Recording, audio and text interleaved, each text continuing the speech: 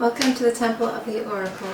This is another episode of Oracle Laura TV. I am, of course, Oracle Laura.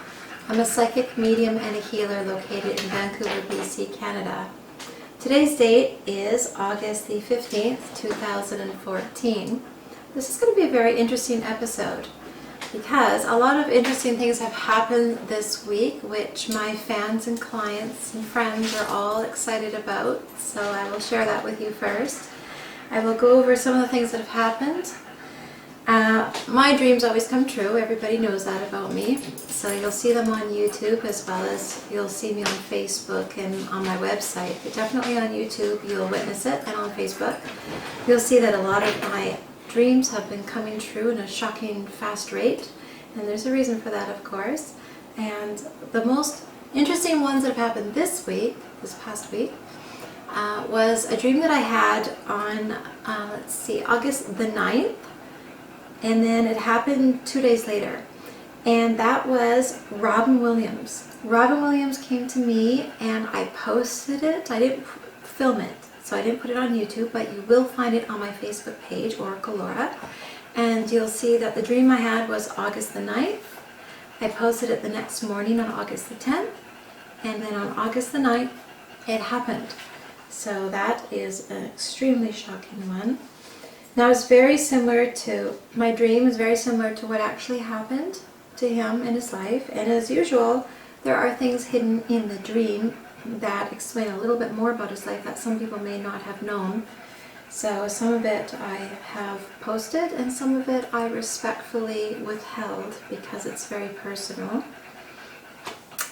Now, another one that happened, besides the Robin Williams one, is a dream that I had. Let's see if I can get the date here. It was July that I had the dream. And that one was about a fireman who's an arsonist. And that is July 29th is the day of the dream.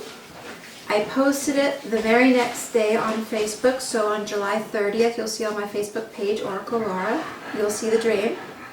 And then on August the 12th, it happened.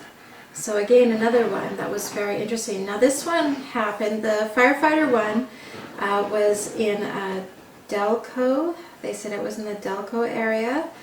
He's from Glen Olden, Delaware, but they called it a Delco firefighter. And he was the one setting the fires, exactly like my dream. Now, I didn't post everything on the dream in the Facebook page, but I did have it all written down here. And so that was another exciting one.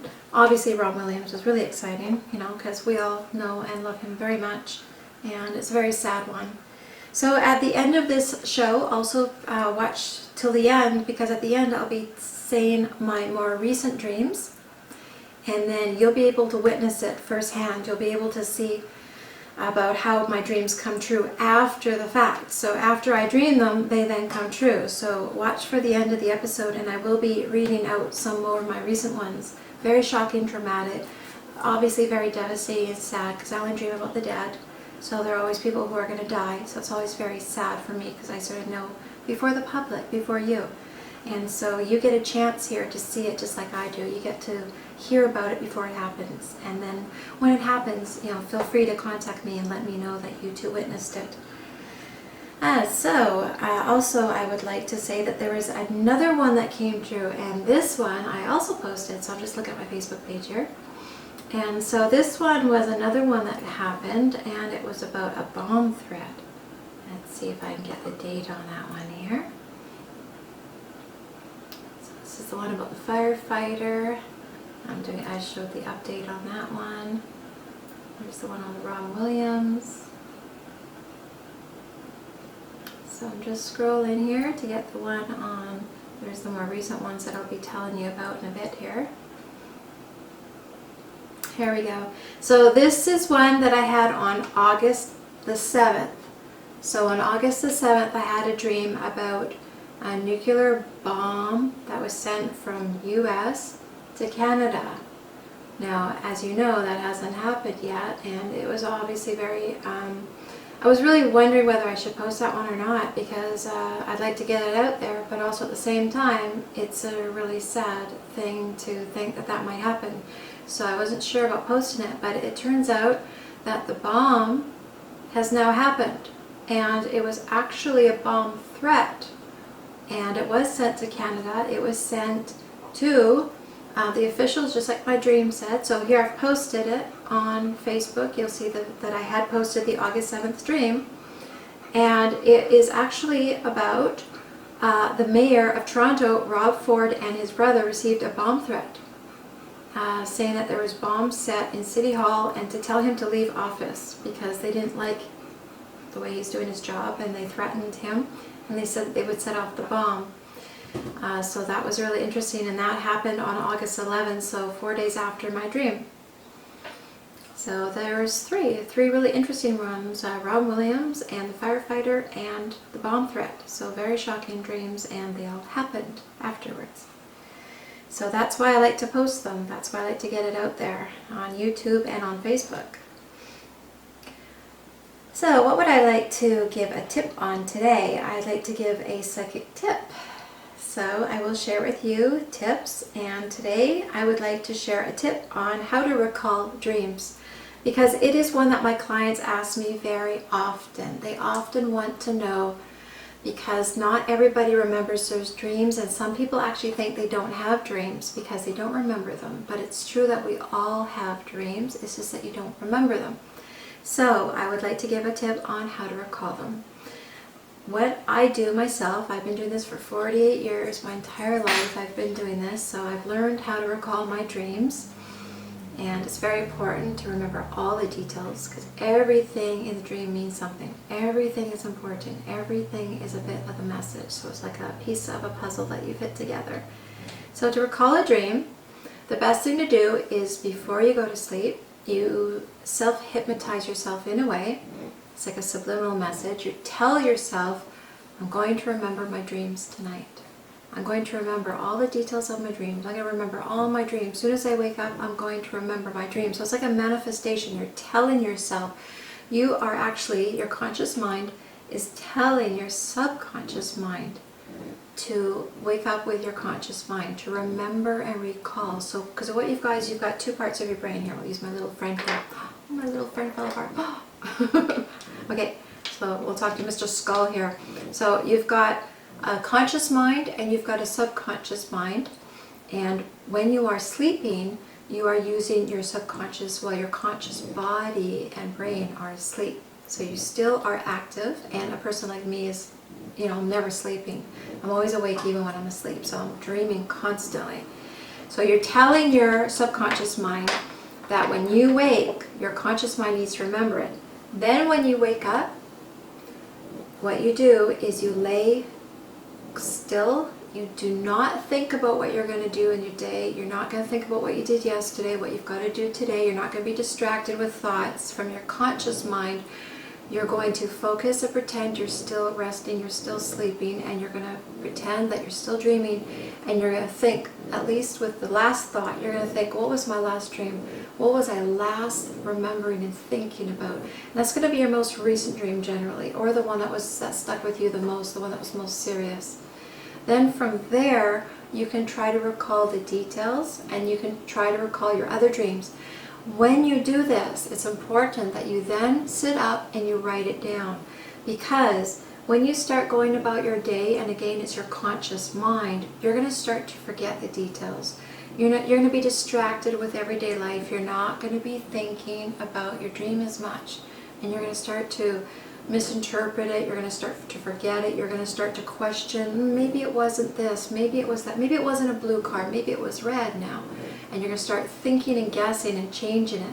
So it's important that you write it down. So that is my tip for today.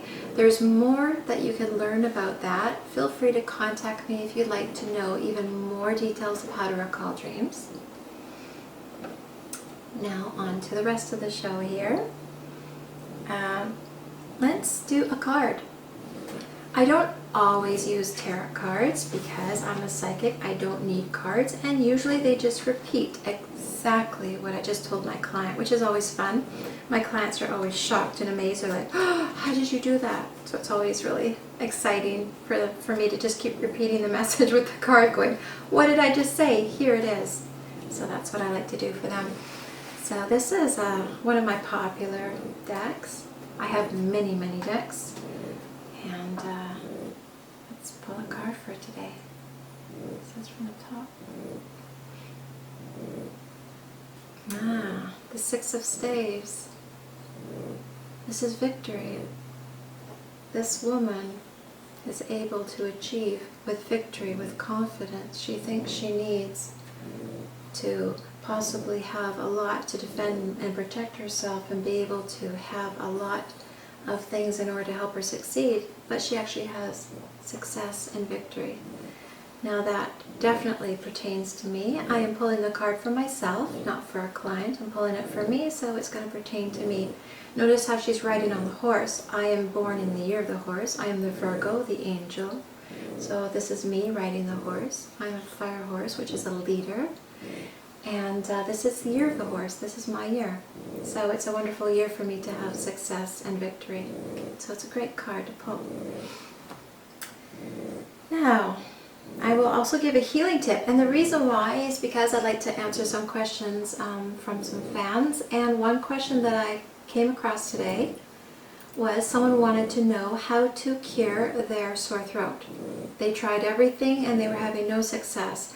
Sore throat can be the onset of a cold. It could be from something, maybe you just cut your throat from eating something sharp. That happens too, so don't misinterpret that for a sore throat.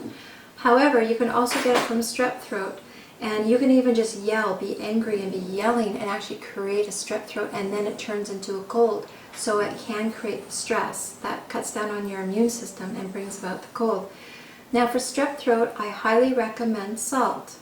Salt is a wonderful natural ingredient which helps to cure any type of bacteria. It's a very healing agent. It's really good for a lot of things. And it will, you don't need to gargle it. There's, some people know about gargling salt water. I find now that when I just take salt itself and I don't actually use the gargling with the water, which just dilutes it, the healing property of the salt works better when it's by itself. So just natural table salt or sea salt if you prefer, if you want to be more natural and more organic and healthy, use sea salt. And then just swallow it very lightly and just keep doing it until you find that your sore throat goes away.